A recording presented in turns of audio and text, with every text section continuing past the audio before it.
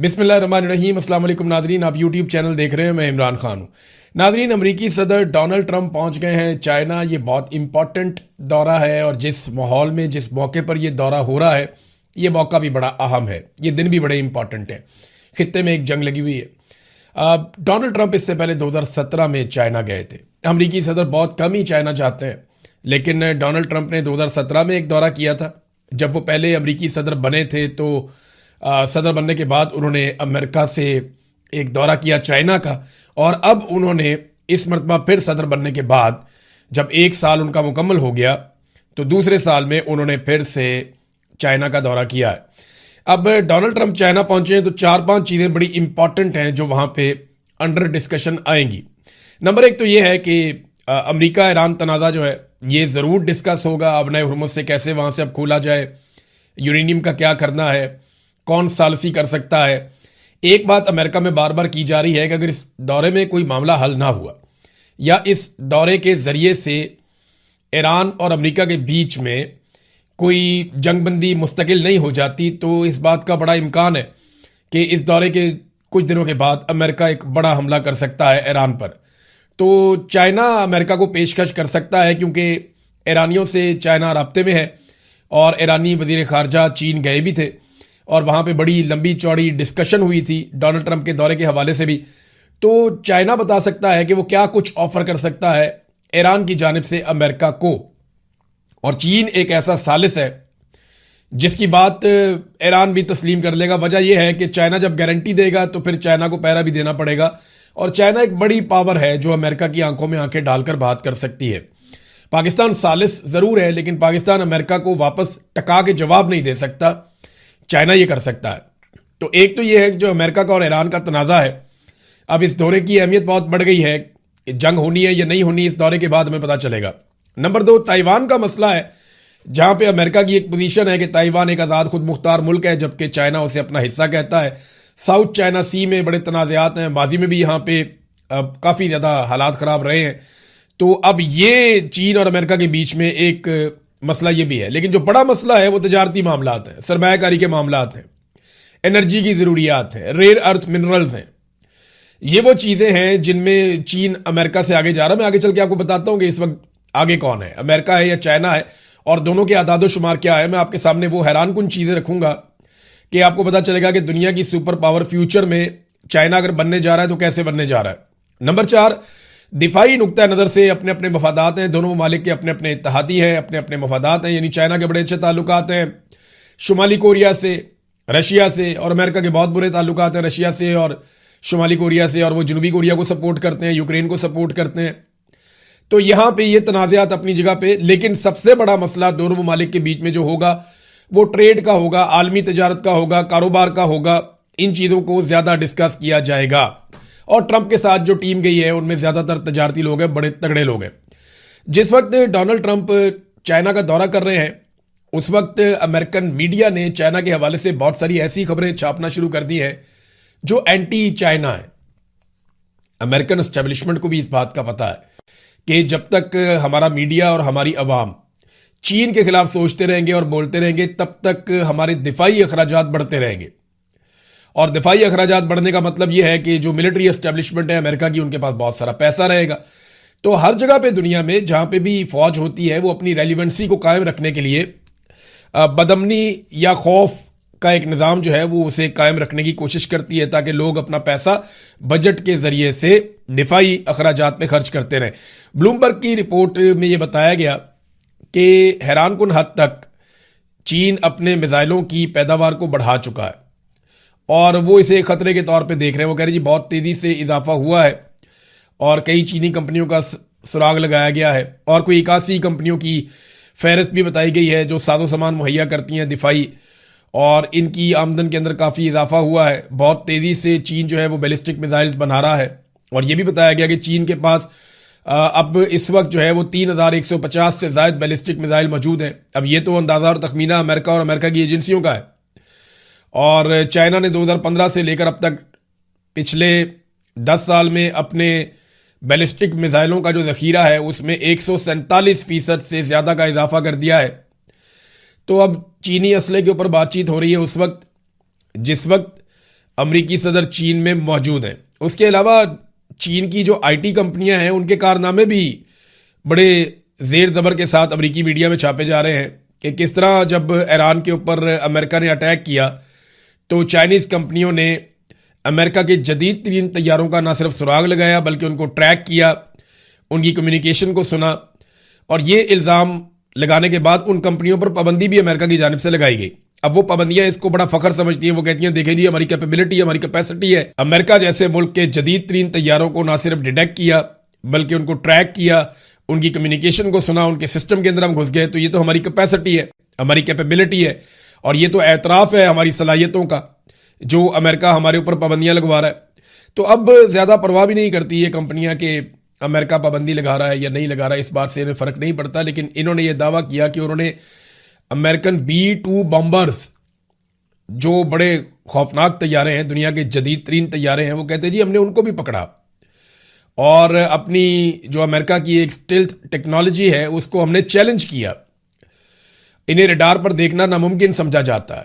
Artificial intelligence چینی company کا دعویٰ ہے کہ انہوں نے open source data, satellite imagery اور آرٹیفیشل انٹیلیجنس کا استعمال کرتے ہوئے ان طیاروں کا راستہ دوبارہ تشکیل دیا. اب یہ جناب میڈیا کے اندر چین کے کارنامے چھپ رہے ہیں. لیکن آ جائیں اب اس بات کی طرف جو میں آپ کو بتانا چاہ رہا تھا کہ امریکہ اور چائنا میں اس وقت آگے کیا ہے. دیکھیں دنیا میں لڑائی تو اکانومی کی ہے نا، جس کی بڑی اکانومی وہ اتنا بڑا ہوگا. فوجی قوت ایک بہت بڑا ایلیمنٹ ضرور ہے، لیکن اکانومی سب سے بڑا ایلیمنٹ ہے. فوجی قوت کو آپ خفیہ بھی رکھ سکتے ہیں، چھپا کر رکھ سکتے ہیں. اگر آپ ایک ایٹمی طاقت ہیں تو آپ کو بہت زیادہ ضرورت نہیں ہے کہ آپ بہت بڑی فوج، بہت سارے ہتھیار اپنے پاس رکھیں. آپ کے پاس بیلسٹک میزائلز ہونے چاہیے اور دور تک مار کرنے والے میزائلز ہونے چاہیے. بہرحال امریکہ پر مقابلہ چین اکانومی میں آ جاتے ہیں. 25 سال پہلے چین جو ایکسپورٹس کر رہا تھا آج سے 25 سال پہلے 2001 میں، تو چائنیز ایکسپورٹس تھیں اس وقت $256 ارب، اور امریکہ کر رہا تھا $729 ارب، یعنی لگ بھگ 3 گنا آگے چل رہا تھا امریکہ چین سے.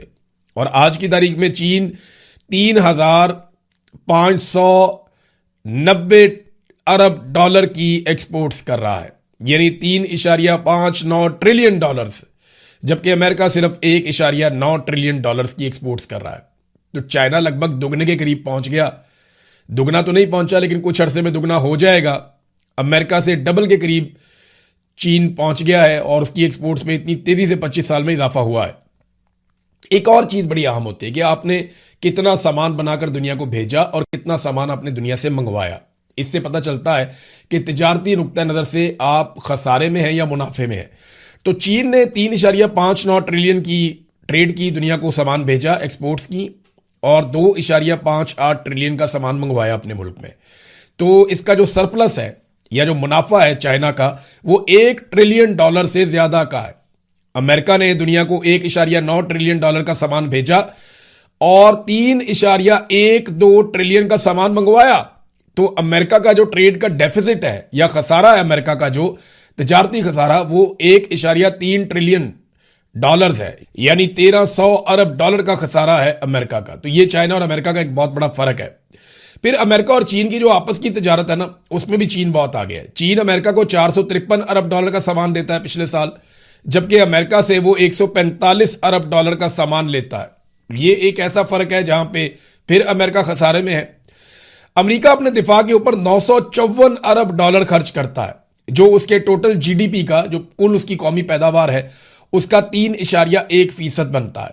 $954 ارب یہ امریکہ خرچ کرتا ہے اپنے دفاع کے اوپر، جبکہ چین اپنے دفاع کے اوپر اس سے کافی کم پیسے خرچ کرتا ہے، $336 ارب، اور یہ اس کی جی ڈی پی کا 1.7% ہے.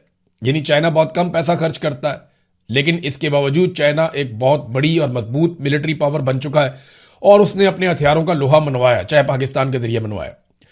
چین جو ہے اس وقت دنیا کے اندر جتنی بھی ایک بڑی مارکیٹ، دنیا کی سب سے بڑی اور تگڑی مارکیٹ بن گئی ہے الیکٹرانک گاڑیوں کی، کہ الیکٹرک کاریں آپ نے پوری دنیا کو سپلائی کرنی ہے. تو چائنا اس مارکیٹ کا لگ بھگ 48% کنٹرول کر چکا ہے. دنیا میں 48% الیکٹرک گاڑیاں چین کی ہیں، جبکہ امریکہ دنیا کی مارکیٹ میں صرف 10% الیکٹرک گاڑیاں بنا سکا. تو چین اس شعبے میں بھی بہت آگے ہے. پھر جو ریئر ارتھ منرلز ہیں، फ्यूचर में पूरी दुनिया ने जिनसे कंट्रोल होना है। ये 17 मुख्तलिफ एलिमेंट्स हैं, इनके ऊपर एक वीलॉग करेंगे, आपको बताएंगे ये क्या होता है और किस काम आते हैं और किस तरह निकाले जाते हैं, दुनिया को इसका नुकसान क्या हो रहा है और कौन से मुल्क इसको इकट्ठा कर रहे हैं। लेकिन मैं आपको ये बता देता हूं कि दुनिया के आधे से ज्यादा रेयर अर्थ मिनरल्स वो चाइना के कंट्रोल में है, और यानी 44 मिलियन टन चीन के पास रेयर अर्थ मिनरल उसके कंट्रोल में है। ब्राजील के पास 21 है, वो दूसरे नंबर पे है। तीसरे पे इंडिया है, उसके पास 7 मिलियन टन है। और ऑस्ट्रेलिया अगले नंबर पे है, उसके बाद 6 मिलियन टन है। उसके बाद रूस है 4 मिलियन टन है। फिर वियतनाम है 4 मिलियन टन है। और अमेरिका उसके बाद आता है 2 मिलियन टन उसके पास रेयर अर्थ मिनरल्स हैं। अब ये क्यों डोनाल्ड ट्रंप और अमेरिकी हुकूमतें या American establishment rare earth minerals के पीछे भाग रही हैं?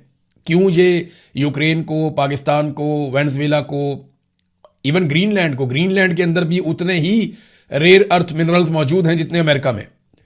तो ये क्यों सबने इतना रोला डाला हुआ है? क्योंकि अमेरिका ये जानता है कि ये रेयर अर्थ मिनरल्स उनको चाहिए और उसके लिए वो जोर लगा रहे हैं। बहुत आगे है इस शोबे में चाइना अमेरिका से। नाज़रीन, डोनाल्ड ट्रंप ने एक बड़ा अजीबोगरीब काम किया। वो सोशल मीडिया पे पोस्ट करते रहते हैं। वो चीन जाने से पहले उन्होंने एक पोस्ट लगा दी सोशल मीडिया पे, उसमें उन्होंने एक नक्शा दिखाया और वो नक्शा है वेनेजुएला का नक्शा दिखाते हुए उसके ऊपर लिखा हुआ है कि 51st स्टेट, यानी अमेरिका की 50 रियासतें हैं।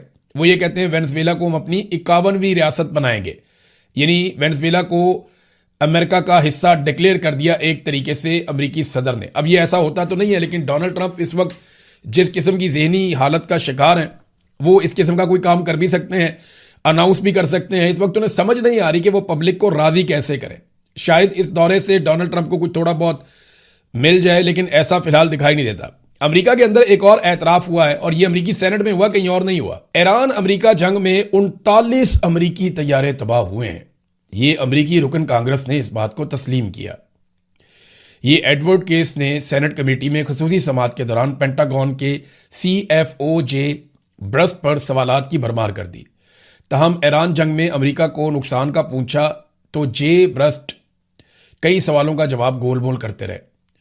तो कांग्रेसमैन एडवर्ड केस ने लड़ाका तैयारों की तबाही से मुताल्लिक जब सवालात उठाए और हवाला दिया, और ये कहा कि अमेरिकी वेबसाइट द वार जोन की रिपोर्ट के मुताबिक 39 रोज तक जारी अमेरिका ईरान जंग के दौरान अमेरिकी फजाइया के 13,000 परवाजें की अमेरिकी फजाइया ने।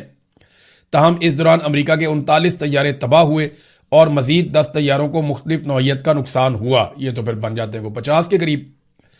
अब वेबसाइट ने दावा किया था कि तबाह होने वाले तैयारों की असल तादाद इससे कहीं ज्यादा हो सकती है। अब ये सारा कुछ जो है वो अमेरिकी कांग्रेस के अंदर हो रहा है, और कांग्रेसमैन जो है वो इसके ऊपर बात कर रहे हैं और लगातार बात कर रहे हैं, सवालात की बौछार कर रहे हैं। और ये भी दावा किया जा रहा है कि 39 अमेरिकी तैयारे इस लड़ाई के अंदर वो तबाह हो गए। नाज़रीन, अब पाकिस्तान के अंदर जो खबरें हैं उनकी तरफ आप आ जाएं। गिलगित बल्तिस्तान में पाकिस्तान तहरीक इंसाफ ने जिस पॉलिटिकल पार्टी के साथ इंतखाबी इत्तेहाद किया, उससे इंतखाबी निशान वापस ले लिया गया। इसका सादा मतलब पता क्या है? इसका सादा मतलब ये है कि ये निज़ाम सारा कुछ करने के बावजूद, पूरा जोर लगाने के बावजूद, इमरान खान साहब को, उनकी फैमिली को, उनकी पार्टी को दीवार से लगाने के बावजूद, मखसूस नशिस्तें छीनने के बावजूद, इमरान खान साहब की एक आंख की बिनाई ज़ाया करने के बावजूद, उसे कैद तन्हाई में डालने के बावजूद, आलमी सतह पे शटल कॉक बनने के बावजूद, कभी इधर भाग रहे हैं, कभी उधर भाग रहे हैं, कभी उधर भाग रहे हैं, ट्रंप से तारीफें करवाने के बावजूद आज भी जेल में कैदी नंबर 804 का मुकाबला ये निज़ाम नहीं कर सकता। इन्होंने सारा कुछ करके देख लिया। मैंने कहा था कि ये उल्टे भी लटक जाए ना, तो अल्लाह रब्बुल इज़्ज़त ने इमरान खान को जो इज़्ज़त दी है वो ये नहीं छीन सकते, क्योंकि इज़्ज़त अल्लाह रब्बुल इज़्ज़त देता है, वही उसका मालिक है, और वो आप किसी से उसकी इज़्ज़त छीन नहीं सकते। तो इमरान खान साहब की मकबूलियत इनके काबू नहीं आ रही, और इसका एक बहुत बड़ा सबूत ये है कि आज सब कुछ करने के बावजूद जब ये गिलगित बल्तिस्तान में इमरान खान के खिलाफ इलेक्शन लड़ने जाते हैं, तो वहाँ 2 साल के बाद एक मरतबा फिर इन्हें वही भोंडी हरकत करनी पड़ती है कि पाकिस्तान तहरीक इंसाफ से जुड़ी जमात का इंतखाबी निशान छीन लिया जाए। ये है इस निज़ाम की टोटल औकात। आप बिला वजह घबराए रहते हैं। मैं पाकिस्तानियों से मुखातिब हूं कि पाकिस्तानियों, इनकी यही औकात है, ये इसी काबिल है।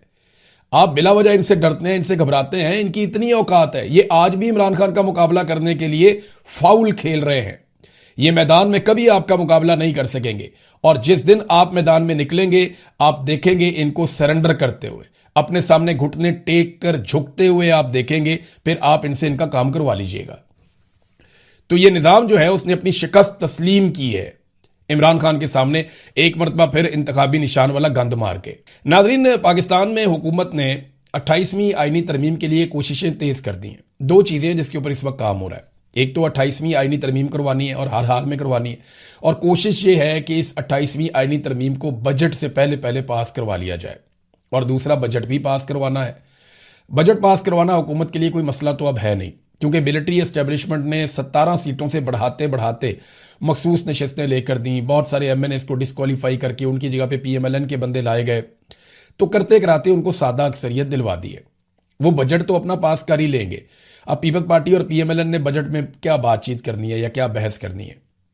وہ تو آئی ایم ایف نے بنایا بجٹ دینا ہے، اور یہ بات اب میں نہیں کر رہا، یہ بات حکومتی وزراء خود کرتے ہیں کہ ہم بجٹ آئی ایم ایف سے مشاورت سے بنا رہے ہیں، آئی ایم ایف کی شرائط کے مطابق اپنا بجٹ بنا رہے ہیں، آئی ایم ایف ہمیں بتائے گا کہ ہم نے بجٹ کیا بنانا ہے اور کیا نہیں بنانا۔ یہ حکومتی وزراء خود تسلیم کر رہے ہیں۔ عمران خان کے دور میں جو لوگ الزام لگاتے تھے کہ عمران خان کے اوپر دباؤ ہے آئی ایم ایف کی شرائط ماننے کا، وہ لوگ آج آئی ایم ایف کی شرائط کے مطابق بجٹ بنانے پر فخر محسوس کرتے ہیں۔ کتنا فرق آ گیا پاکستان میں۔ عمران خان کے دور میں ذرا آئی ایم ایف کے ساتھ بات چیت بھی ہوتی تھی نا، تو پاکستان کے میڈیا پہ اینکرز ناچ کے گھنگرو توڑ دیتے تھے کہ یہ کیا ہو گیا، ہم سب بہت تنقید کرتے تھے۔ لیکن آج آئی ایم ایف قرضے کی ایک قسط دیتا ہے تو ہم سارے خوشی کے ساتھ یہ اناؤنس کرتے ہیں کہ پاکستان کو بہت بڑی معاشی کامیابی مل گئی۔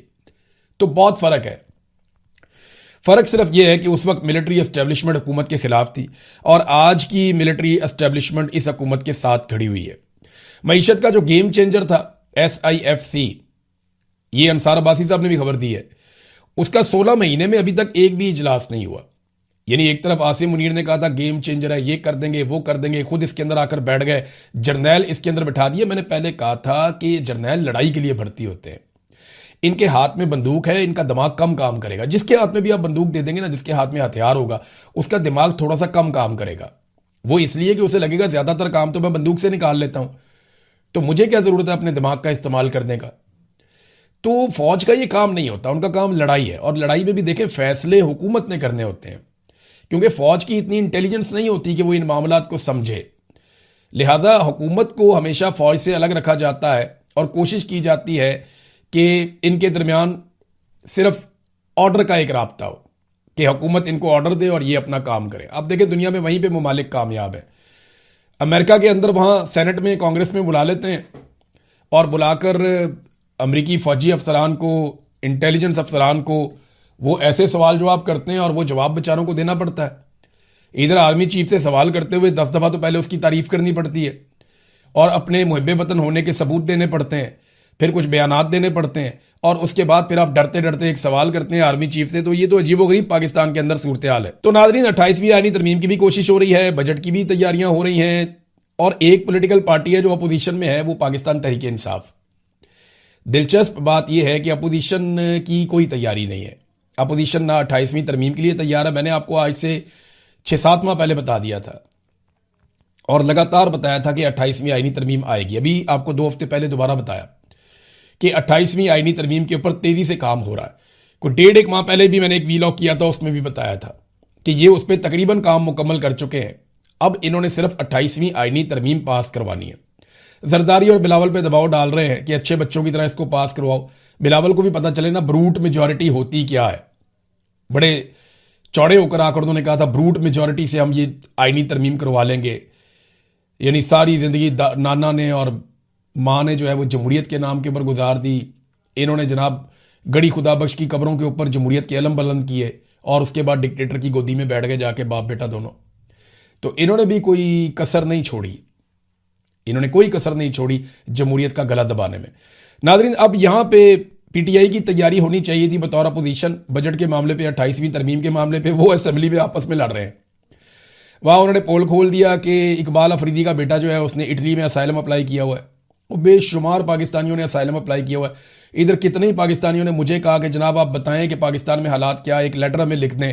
ہمیں اسائلم مل جائے گا اس ملک سے, ہم پاکستان واپس نہیں جا سکتے, ایجنسیاں ہمیں پکڑ کے مار دیں گی, وہ ہمارے ساتھ بہت ظلم اور زیادتی کرتے ہیں. بہت سارے لوگوں نے اسائلم لیا ہوا ہے پاکستان سے باہر آ کر.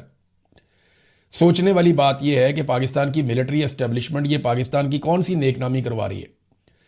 جو بھی ملک اسائلم دیتا ہے وہ ایسے ہی نہیں دے دیتا, وہ پوری تحقیقات کر کے دیتا ہے. اور پوری دنیا میں یہ پرسیپشن بنا ہوا ہے کہ پاکستانی شہری پاکستان کے اندر بہت زیادہ ظلم اور فسطائیت کا شکار ہے اور ان کو باہر آ کر اسائلم لینا پڑتا ہے. اب اقبال افریدی صاحب بدمزہ تھے وہاں پہ, وہ ایک عجیب و غریب لڑائی ہو گئی تو پی ٹی آئی والے آپس میں لڑ رہے ہیں اور حکومت جو ہے وہ چپ کر کے 28ویں آئینی ترمیم اور اپنے بجٹ کی تیاری کر رہی ہے. اس وقت نا ناظرین, نظام کے ساتھ ایک ہی آدمی لڑ رہا ہے جس کا نام عمران خان ہے, اور اس کے قریبی ساتھی ہیں بہت سارے ایسے لوگ ہیں جو بیچارے قربانیاں دے رہے ہیں, یا عام پاکستانی ہیں وہ لڑ رہے ہیں, یا سوشل میڈیا کے اوپر لوگ ہیں, یا اوورسیز پاکستانی ہیں وہ قربانی دے رہے ہیں. پاکستان تحریک انصاف کے نام پہ جن لوگوں نے ووٹ دیا ان میں سے اکثر لوگ جو ہے وہ کنفیوژن کا شکار ہیں, گھبراہٹ کا شکار ہیں, پریشانی کا شکار ہیں, اور انہیں سمجھ نہیں آ رہی ہے کیونکہ لیڈر جیل کے اندر ہے, اندر سے کوئی کمانڈ نہیں آ رہی, اور یہ ایک بہت بڑا ریزن ہے. ناظرین, یہ جو عورت پکڑی گئی ہے نا, اس کے اوپر بڑا رولا پڑ گیا پاکستان میں. میڈیا اسی کو دکھائی جا رہا ہے. ایسا لگتا ہے کہ اسٹیبلشمنٹ نے کہا ہے کہ اس کو جتنا اٹھا سکتے اٹھاؤ تاکہ دیگر معاملات دب جائیں. اب میڈیا کو ایک ٹاپک مل گیا اٹھانے کے لیے, انمول پنکی کا. ویسے میں نے پاکستان میں نا 2 ایسی ملزمہ دیکھی ہیں جن کو پروٹوکول پولیس کی جانب سے دیا گیا اس نوعیت کا. ویسے تو ہر طرف مجرموں کو پروٹوکول ہی ملتا ہے اگر آپ اسٹیبلشمنٹ کے مفاد کے خلاف نہیں ہیں تو. ایک میں نے مریم نواز کو ایسا پروٹوکول دیکھا تھا اور ایک میں نے انمول پنکی کا ایسا پروٹوکول دیکھا. دونوں کو زبردست پروٹوکول پولیس نے دیا. یاد ہے مریم نواز جب آتی تھی پیشیوں پہ تو اس کا قلم نیچے گر گیا تو اٹھا کے دیا گیا, پولیس والے اس کو سلوٹیں مارتے تھے, اس کو پروٹوکول دیتے تھے, اس کا خیال رکھتے تھے مریم نواز کا.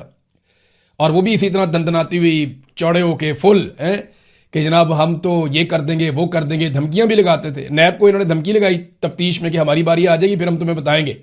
وہ بیچارے نیب والے سارے اب ڈرے ڈرے رہتے ہیں, کئی بیچارے نشان عبرت بن بھی گئے ہیں. رضوان صاحب آپ کو یاد ہوگا ان کا تو انتقال ہو گیا جو شہباز شریف فیملی کی ساری انکوائری کر رہے تھے. تو میں نے ایک مریم نواز اور ایک یہ انمول پنکی, ان دونوں کو دیکھا کہ انہوں نے پولیس کا پروٹوکول بطور ملزمہ حاصل کیا ہے. اور بھی بہت سارے ہوں گے. اب تک کے لیے اتنی, اپنا خیال رکھیے گا, اپنے چینل کا بھی. اللہ حافظ.